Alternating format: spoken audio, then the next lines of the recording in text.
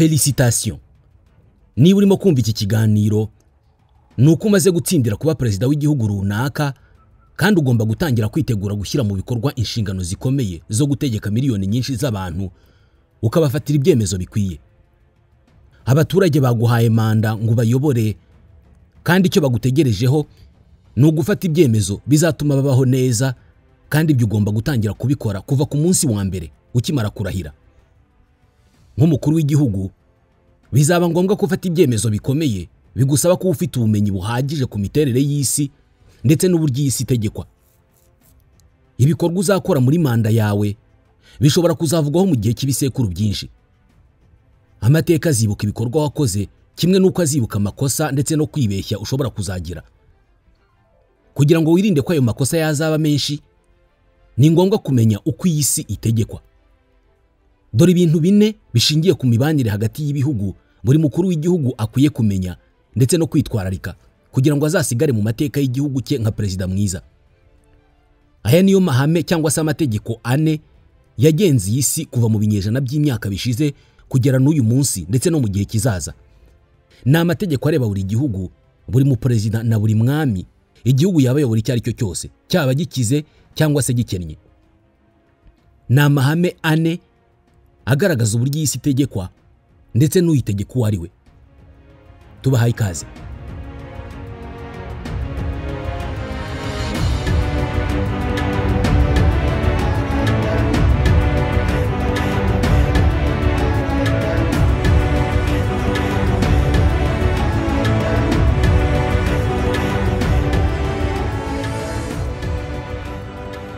Itegeko rya mbere cyangwa se ihame rya mbere rirebana n'imibanire n'ubutwererane buri mu perezida agomba kumenya neza ni ririkurikira: umuntu ugenzura inyanja ni utegeka iyi si. Inyanja zo kuri iyi si zifite umumaro udashingiye ku bukungu n'ibidukikije gusa, ahubwo zifite umumaro ukomeye mu bya politike. Inyanja zifite umumaro ukomeye mu bucuruzi, mu itumanaho, mu mutekano, mu kugaragaza ubuhangange. Gukora ku nyanja kw'igihugu cyangwa se kugira ubutaka ku nyanja ni ikintu cy'ingenzi cyane kuri buri gihugu uko cyaba kingana kose cyangwa se uruhande rw'isi cyaba giherereyemo rwose. Niba uri umukuru w'igihugu gikora ku nyanja, uko gukora ku nyanja ugomba kukurwanira n'ingufu zawe zose ku buryo ntawe uzigera gutwara ubutaka bukora ku nyanja. Niba kandi uyobora igihugu kidakora ku nyanja, uzasabwa gushyiraho uburyo bwose bushoboka kugira ngo ubone ubutaka ku nyanja, cyangwa se ugashaka ubundi buryo ugera ku nyanja, byanyura mu kubaka ibikorwa remezo biva ku nyanja bikagera ku butaka bwawe, byanyura mu bubanyi n'amahanga, igihugu cy'inshuti kikaguha ubutaka ku nyanja, cyangwa se niyo wabinyuza mu ntambara. Gukora ku nyanja ni ingenzi cyane ku iterambere ry'igihugu cyawe kandi bizarinda igihugu cyawe gutega amaso ibihugu muturanye bikora ku nyanja. Dufashe nk'urugero rwa Ethiopia. Iki gihugu iyo kitagira umuhanda wa gari ya moshi ugihuza na Djibouti ikora ku nyanja itukura, cyari kuba kiri mu bwigunge butagira izina, ndetse ubuzima bwacyo ntabwo bwari kuba bumeze nk'uko bumeze uyu munsi. Iki gihugu cyari kuba gitegetswe gukorana ubucuruzi gusa n'abaturanyi, ubucuruzi bwakorwa gusa hakoreshejwe inzira zo mu muhanda. Uyu munsi kubera ko Ethiopia ifite gari ya moshi ikura ikanajyana ibicuruzwa ku nyanja, ibi byatumye Ethiopia ishobora gukorana ubucuruzi n'isi yose. Kugira ngo wumve uburyo ibihugu biba byiteguye gukora byose kugira ngo bikore ku nyanja, iyi Ethiopia imaze iminsi ifitanye ibibazo bikomeye na Somalia, nabyo bishingiye kuri iyi ngingo. Usibye kuba aya makimbirane yajemo agahenge ejo bundi, Ethiopia nicyo gihugu cya Afurika kinini kidakora ku nyanja ubaza umubare w'abaturage, gituwe n'abarenga miliyoni 120. Ethiopia yamaze igihe yifashisha gusa icyambu cya Djibouti mu kugera ku kigobe cya Aden. Nyuma y'intambara yamaze imyaka irenga 30, Eritrea yitandukanije na Ethiopia mu 1993, bituma iki gihugu cya Ethiopia kibura uburyo bwose cyari gifite bwo kugera ku nyanja. Ikintu ubuyobozi bwa Ethiopia bwakomeje kubona nk'ikibangamira ubushobozi bw'iki gihugu bwo kwiyubaka no kuba igihugu cy'igihangange. Kuva icyo gihe Ethiopia yagiye ishaka uburyo bwose bwo kugera ku nyanja mu rwego rwo kwirinda kwishingikiriza gusa ku byambu bya Djibouti. Ethiopia yakoze byose ngo ikore ku mazi. Minisitiri w'intebe Dr. Abiy Ahmed yabwiye inteko ishinga amategeko ko Ethiopia izengurutswe n'amazi ariko igakomeza kwicwa n'inyota. Yavuze ko kubona uburyo bwo kugera ku nyanja itukura ndetse no ku ruzi rwa Nile ari ingenzi cyane mu guharanira hazaza h'igihugu. yasaga n'ubabwira ko bazakora byose ngo ibi bishoboke. Ibi yanabivuza ko muza ku masezerano Ethiopia yagiranye n'igihugu cya Somaliland. Iki ni igihugu cyitangaje nk'ikigenga, ariko Somalia igakomeza kuvuga ko ari intara yayo.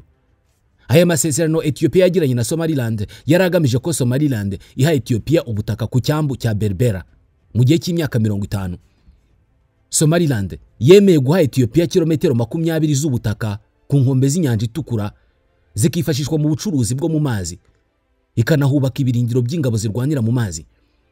Hanyuma Ethiopia nayo ikemera Somaliland nk'igihugu kigenga kitari intara ya Somalia. Ibi bintu byarakaje cyane Somalia, biba intandaro y'amakimbirane hagati ya Ethiopia na Somalia. Iki cyambu Somaliland yahaye Ethiopia cyavuguruwe mu 2018 n'ikigo cyo muri Dubai gicunga ibyambu, Dubai Port World. Iyi DP World ifite imigabane ingana na 51% mu bikorwa byose by'icyo cyambu. Ibi nabyo ni indi ngingo ishimangira uburyo buri gihugu gukora ku nyanja ari ikintu gikomeye.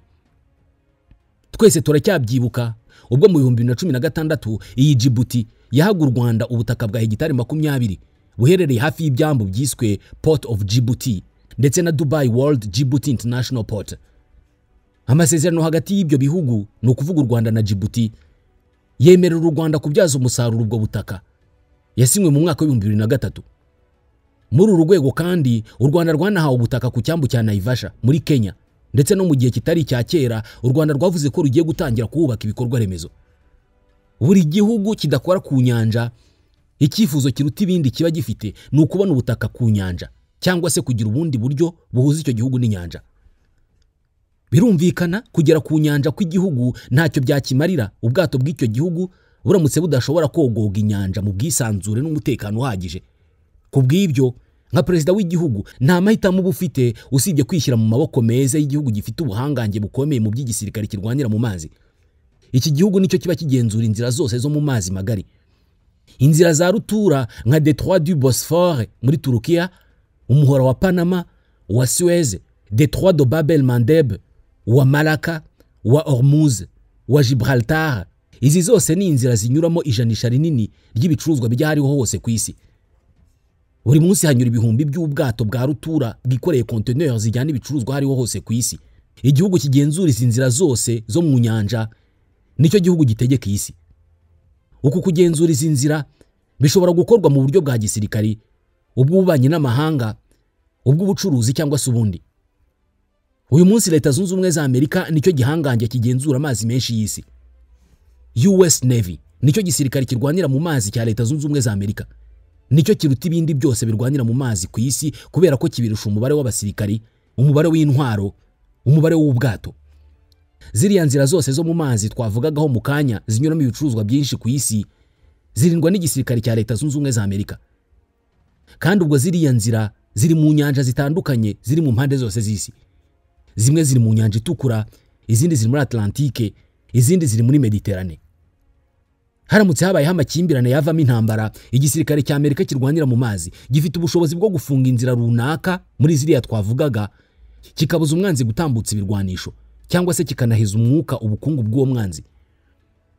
Tekereza ku makimbirane bise crise de missile yo mu 1962 aho Leta ziyunze z'Abasoviete zarunze ibisasu muri Cuba ahegeranye na Leta Zunze Ubumwe za Amerika ku buryo igihe cyari cyo cyose barasa muri Amerika. Iki gihe igisirikare cya Amerika cyakoze ibyitwa blocus naval, bafunga inzira ubwato bw'Abasoviete bwanyuzagamo intwaro buziganisha muri Cuba. No kuva mu mateka ya kera birazwi ko igihugu gishobora kugenzura inyanja z'isi byanze bikunze kibigihangange. Nk'urugero mu Baromani ba kera kuba barashoboraga kugenzura inyanja ya Mediterane byatumaga ubwami buba bugari kandi bukanakomeza kugenzura ubucuruzi hafi ya bwose bw'isi. Kenshi abantu barata imihanda yo muri ubu bwami ngo niyo yabaye isoko y'ubukungu bw'ubu bwami, ariko ntabwo ari byiza kwibagirwa ko umuhanda w'ingirakamaro kuruta indi yose ubu bwami bwari bufite wari inyanja ya Mediterane. Nta nubwo ari byiza kwibagirwa ubwami bw'abami bw'Ubwongereza. Mu gihe cy'ibinyacumi by'imyaka igisirikare kirwanira mu mazi cy'ubwami bw'abami bw'Ubwongereza cyagenzuye inyanja nyinshi z'isi, bituma ubu bwami buba igihangange ku migabane hafi ya yose, kuva muri Australia kugera muri Amerika y'Amajyaruguru unyuze muri Afrika y'Epfo. Mu ntangiriro z'ikinyejana cya 20 ubwo Leta Zunze Ubumwe za Amerika zatangiraga kuzamuka nk'igihugu cy'igihangange kurusha ibindi ku isi, Perezida Teddy Roosevelt yakoze ibyo bise gunboat diplomacy. Ibi byari ugutera ubwoba ibihugu byose bikora ku nyanja, aho Amerika yoherezaga ubwato bw'intambara hafi y'inkombe z'inyanja muri ibyo bihugu. Mu 1907 Roosevelt yarunze ku gice cy'uburasirazuba bwa Leta Zunze Ubumwe za Amerika mu nyanja ya Atlantique ubwato bwinshi bise Great White Fleet. Ubu bwato babukoresheje bazenguruka isi yose bashaka kwereka isi ko Leta Zunze Ubumwe za Amerika zishobora kohereza ubwato bw'intambara hariho hose igihe cyari cyo cyose babishakira. Muri icyo gihe umuhora wa Panama wari utarubakwa, ibyatumye urwo rugendo rumara amezi 18. Bwari ubwato 16 burimo abasirikari 14,000. Aba bose bazengurutse inyanja zose z'isi muri ubu bwato, nta kindi bagamije usibye kwereka isi ibizigira ngo berekane ko ari ibihangange mu birebana n'inyanja.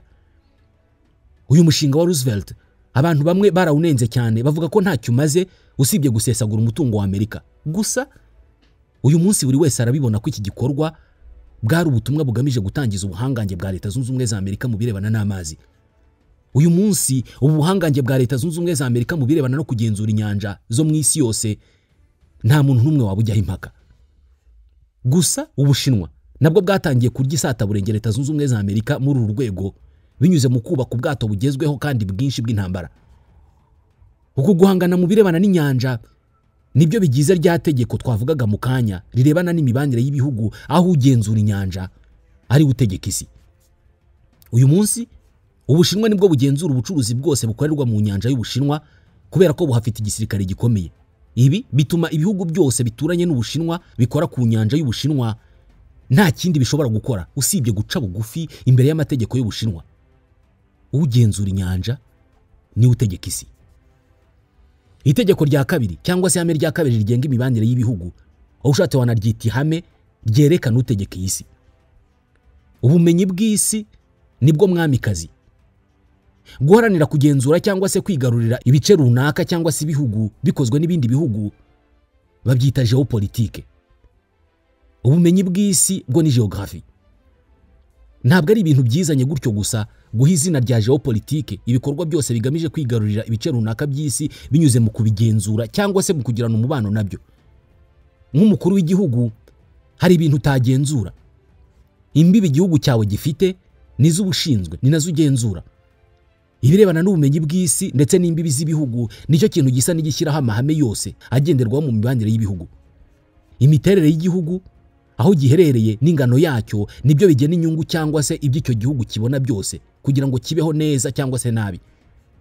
Aha turavuga mu rwego rw'ubukungu, ububanyi n'amahanga, umuco, igisirikare. Dufashe nk'urugero rw'Ubwongereza. Ubwongereza ni ikirwa, ariko uku kubikirwa kwabwo gushobora kububera inyungu ikomeye cyane.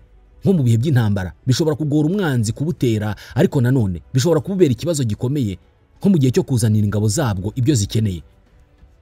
Umuyobozi mwiza w'igihugu yumva neza ibibazo igihugu cye gifite bishingiye ku hantu giherereye ndetse n'ingano yacyo, kandi ibyo bibazo akabikoresha mu kubishakamo amahirwe. Nk'Uburusiya ni igihugu kinini wavuga ko byagorana kukirinda. Uburusiya nicyo gihugu kinini kurusha ibindi byose ku isi, ariko nanone Uburusiya ni igihugu gifite imiterere ituma bigorana kugitera mu ntambara. Abantu bize cyane amateka y'Uburusiya bashobora koroherwa no guhuza imiterere y'iki gihugu na politike yacyo y'ububanyi n'amahanga igamije gushaka inshuti n'abafatanyabikorwa hirya no hino ku isi. Mu myaka ya kera cyane Uburusiya ntabwo bwagiraga urubibi cyangwa se umupaka karemano. Hagati y'ikinyejana cya 9 n'icya 13 Uburusiya bwitwaga Russie Kievienne cyangwa se Rus de Kiev. Muri iyi myaka iki gihugu cyatewe na Mongoli yayoborwaga n'umwami ukomeye cyane wari indwanyi, binavugwa ko yakomotsweho n'abaturage benshi bo muri Mongoli, Genghis Khan. Aba bateye Uburusiya bw'icyo gihe maze babukoza isoni cyane kubera ko barabutsinze bikomeye. Gusa kera kabaye aho Uburusiya bukangukiye bwarwanyije aba Mongol ndetse bubasha no gusunika imbibi zabwo buzigeza mu ruhererekane rw'imisozi yitwa Ural. Nubu iyi misozi iracyari mu Burusiya. Uburusiya bwakoze ibingibi bugamije kubona ahantu hagari bushobora kurwanira. Abarusiya bamaze kugeza igihugu cyabo mu misozi bahisemo gukomeza kucyagura, bigarurira ibihugu byose biri ku rundi ruhande rw'imisozi ya Ural. bakomeje gutambika bigarurira uburasirazuba bwose bw'isi kugera muri Alaska, agace kari mu majyaruguru y'uburengerazuba bwa Leta Zunze Ubumwe za Amerika. Mu gihe cy'imyaka 163 Uburusiya bwaguye ubutaka bwabwo ho kilometero 9,000, bwaguye ubu butaka bugana mu burasirazuba. Aka gace bwari bwarafashe ka Alaska bwaje kukagurisha na Leta Zunze Ubumwe za Amerika mu 1867. Uyu munsi Alaska ni muri Leta Zunze Ubumwe za Amerika. Uburusiya bwemeye kugurisha Alaska kugira ngo busigarane ubutaka bushobora kugenzura, kubera ko iki gihugu cyari kirimo kiraba kinini cyane bikabije. Iki gihe ibi byafashwe nk'ikosa rikomeye cyane, ariko mu by'ukuri ibihugu bikunda kugira ubuso bishobora kugenzura.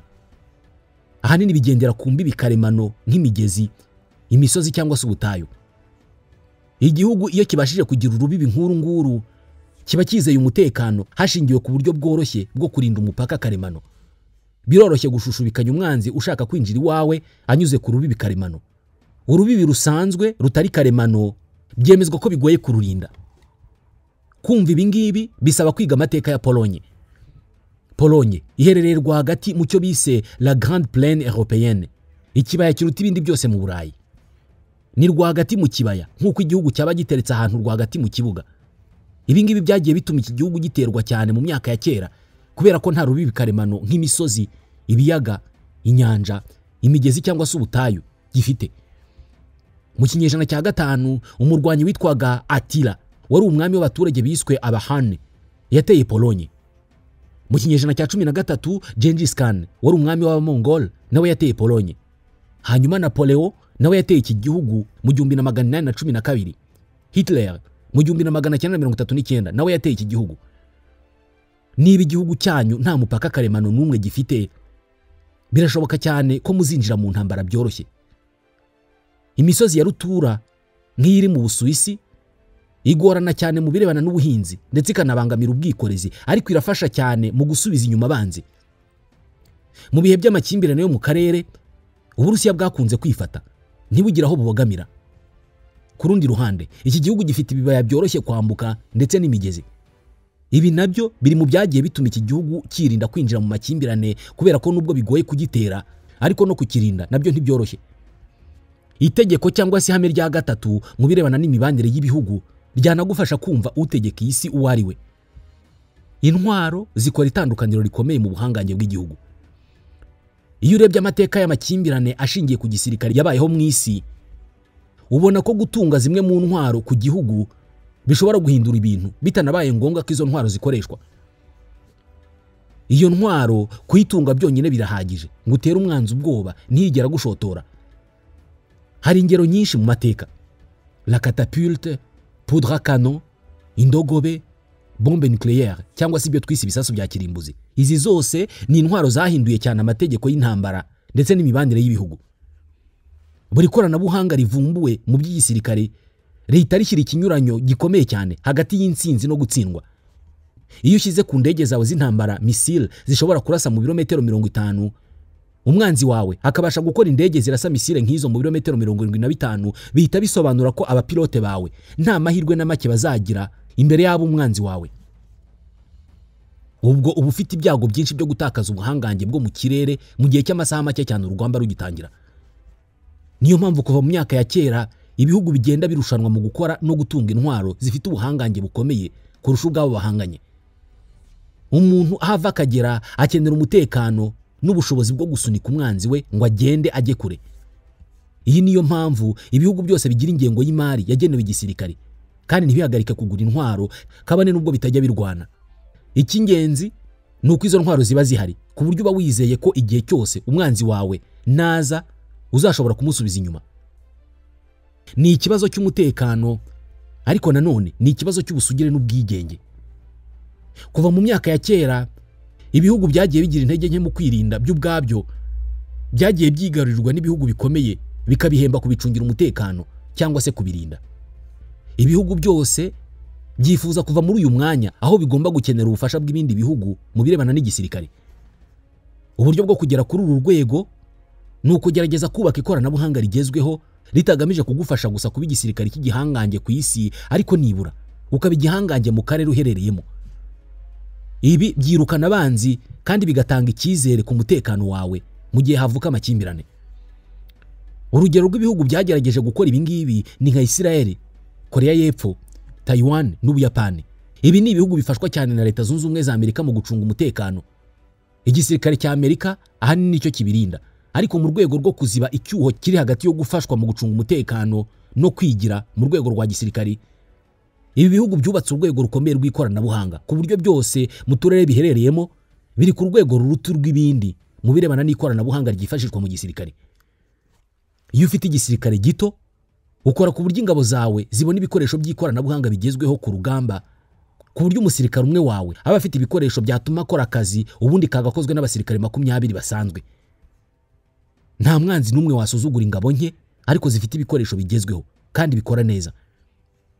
Kuri iyi ngingo ni byiza gutekereza ku mutwe w'abamujahidine barwanye n'Abarusiya ubwo Abasovieti bigaruriraga Afghanistan mu ntangiriro z'imyaka y'1980.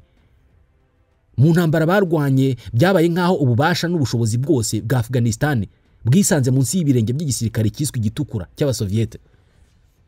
Kajugujugu z'Abasovieti zashoboraga kuguruka hejuru ya Afghanistan yose ntawe zisabye uburenganzira kandi zirasaho zishatse hose.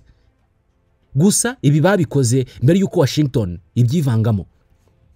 Igihe urwego rwa Leta Zunze Ubumwe za Amerika rushinzwe ubutasi CIA rwatangiraga guha abarwanyi b'abamujahidin za misile bise Stinger, kajugujugu z'Abasovieti zatangiye kujya zihanantuka mu kirere zibarirwa mu binyacumi. Ibi kandi ubwo byakorwaga n'abagabo barwana bambaye amakanzu na za sandal, bakabya bagashyiramo udukweto twa souplesse cyangwa basket.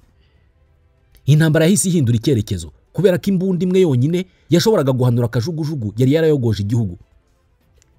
Kugira ngo ugire igitekerezo cy'ibi bintu, hejuru ya 1/2 cya kajugujugu nshya 450 z'Abasovieti zarashwe muri iyi ntambara zahanuwe n'izi misile bise Stinger. Iyi misile icyo gihe yagurwaga ibihumbi 10 by'amadolari, igahanura kajugujugu ya miliyoni 10 z'amadolari. Iyo ufashe icyemezo cyo kwimenyereza ubwoko bw'urugamba uri mu Rwanda, uba ushobora kuruhagararamo neza. Usibye ko ibi byose ushobora no kubyirinda ukavuga ko uri umunyamahoro udashaka intambara, ariko si ibiganiro byose byanze, inzira zose z'ububanyi n'amahanga zaranze, kandi hari ikintu mushaka kugeraho nk'igihugu ku buryo mukibuze ubuzima bwanyu bwajya mu kaga, mubigenza mute? Iyo igisirikare cyanyu kidafite ingufu, ntikigira imyitwarire myiza, kandi ibyo ngibyo abantu bose bakaba babizi, nta jambo rinini mugira mu ruhando mpuzamahanga. Ingengo y'imari igenerwa igisirikare mu bihugu byinshi ntabwo ivugwaho rumwe, iba ari nyinshi cyane ku buryo iruti ibindi bikorwa, ariko mwabishaka mutabishaka iba ari ngombwa cyane kubera ko niyo ubusugire bw'igihugu cyanyu uba bwubakiyeho. Itegeko rya 4 cyangwa se isomo rya 4 ryo kumenya mu birebana n'imibanire y'ibihugu. Ubwami burahirima. Niba uri umuyobozi w'igihugu, iri niryo somo riruta yandi yose ukwiye kumenya, rikaba ari naryo rikwiye kuyobora ibikorwa byawe byose. Iri somo rikwiye kugusunikira ku gutekereza ku rugendo iyi si yakoze kuva yabaho. Nta kintu na kimwe kibaho iteka ryose. Kuva mu bihumbi by'imyaka abantu bagiye bubaka societe zabo nk'aho ari ubwami bw'abami, bugakura bukaguka, ariko igihe kikagera bugahirima. Ni ubwami bungahe bwagiye bwigarurira isi mu gihe cy'ibinyacumi by'imyaka, ariko bikarangira buhananutse. Urutonde ni rurerure. Ubwami bwa Asiriya bwamaze imyaka hafi 1600 ari igihanganye ku isi. Roma yamaze hafi imyaka 500. Aba-Perse, Byzantin, Ottoman, Ubuyapani, ubwami bw'Ubwongereza, yewe na Leta Zunze Ubumwe z'Abasovieti. Bwose ni ubutegetsi cyangwa se ubwami bwagiye buvuka, bukiyubaka, bukaguka, bukigarurira isi, ubundi bugahirima. Ibi ni inkuru mbi ku bihugu byose by'ibihangange, ariko nanone ni inkuru igaragaza ko ariyo miterere y'ubuzima, kubera ko iterambere no kwaguka kwa muntu bigendana n'impinduka. Niba uyu munsi Leta Zunze Ubumwe za Amerika arizo ziyoboye isi, ibintu bishobora kuzahinduka. Birashoboka ko ibingibi byazabaho tubireba tukiri muri ubu buzima, ariko ntabwo ari ibintu wakwizera 100%. Hari abavuga ko Ubushinwa buzakomeza kuzamuka bukaba ari bwo bufata umwanya wa Leta Zunze Ubumwe za Amerika, ariko niyo byabaho bikagenda gutyo, Ubushinwa bukaba igihugu kiyoboye ibindi ku isi, nabwo igihe cyabwo cyazagera nabwo bugahananuka. Uribaza ko iyi si izaba imeze ite mu myaka 20 cyangwa 30 igiye kuza? Ibihugu by'isi bizaba bimeze bite? Ibihugu bifitanye ubushuti uyu munsi bizaba bikiri inshuti? ibifitanye ibibazo byo bizaba bikibifitanye. Umutungo kamere w'abagize abakire uzaba ugifite agaciro nk'ako ufite uyu munsi. Izi ni inshingano z'abayobozi gusubiza ibi bibazo. Mu magambo make, izi nizo ngingo enye z'ingenzi zigize ububanyi n'amahanga bw'ibihugu, kandi zikaba ari nazo zigize ibihugu. Ugenzura inyanja ni utegeka isi. Ubumenyi bw'isi nibwo mwamikazi. Intwaro zikora itandukaniro rikomeye hagati y'ibihugu. Hanyuma ubwami bugera igihe bugahirima. Aya masomo ane niyo yonyine ashobora kugufasha kumva neza ibirebana n'imibanire y'ibihugu ndetse no kumenya utegeka isi uwo ari we.